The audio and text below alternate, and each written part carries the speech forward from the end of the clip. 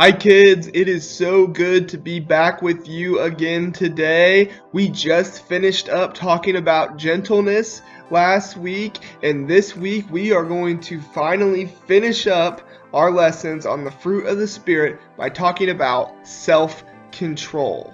Self-control is our final fruit of the Spirit that we're going to be talking about, and to me, I think it might be, if not the most important, one of the most important ones that we seek to have. You might be wondering, what is self-control? Well, I have a simple definition for you. Self-control is when you are in charge of what you do, what you think, and what you say. It is when you are in control of yourself. It is when you are in control of the things you think about, the things that you say, and the things that you do.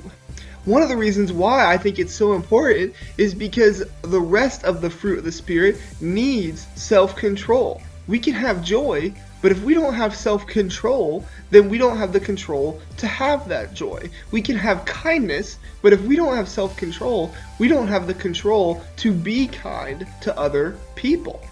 We need self-control when people are mean to us. Maybe they take something away from us that we know is ours. We need self-control not to get angry or mad or upset. We need self-control to be able to respond to them with gentleness and patience. We need self-control when someone hurts us. When somebody hurts our feelings or somebody says something that's really mean to us, we need self-control not to try and hurt them back, not to get revenge. We don't want to do that. We need self-control to have goodness and peace. When someone makes a mistake, we need self-control then too. Oftentimes when somebody makes a mistake, we can get upset with them or we can start to think we're better than them. But in reality, we don't want to do that. We want to have self-control to be able to love them and to be patient with them so they don't make the mistake again. You see, self-control is very hard to have. Everything else hinges on our ability to have self-control, our ability to choose to make the right decisions. And it's a very difficult thing to have, but not impossible. You see, God helps us have self-control.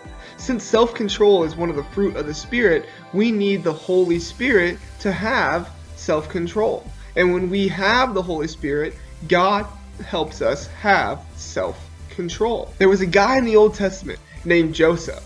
Joseph with the coat of many colors. You might remember him that way. Well, Joseph had a lot of bad things happen to him in his life. His brothers didn't like him, so they ended up selling him into slavery. And eventually, when he was a slave there, he was thrown in prison, and things did not go well for him. But eventually, he did become one of the people that was the most in charge in all of Egypt.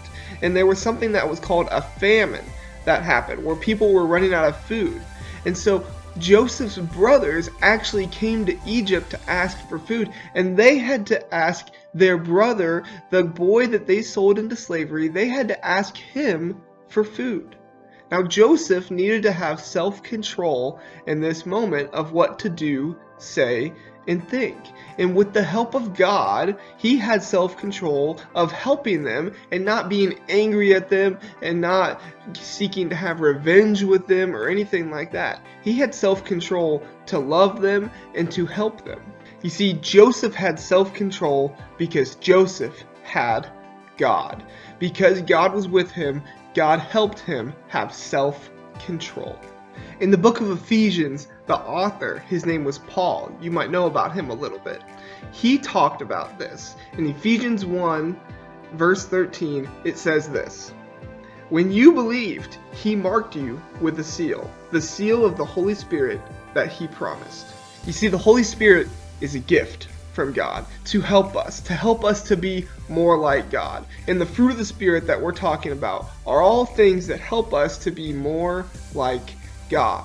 And so just like how God was with Joseph to help him have self-control, God gives us the Holy Spirit when we believe in him so that we might be more like God. We can have love, joy, peace, patience, kindness, goodness, faithfulness, and in the end, gentleness and self-control. We want to have all of those things so we can be more like God.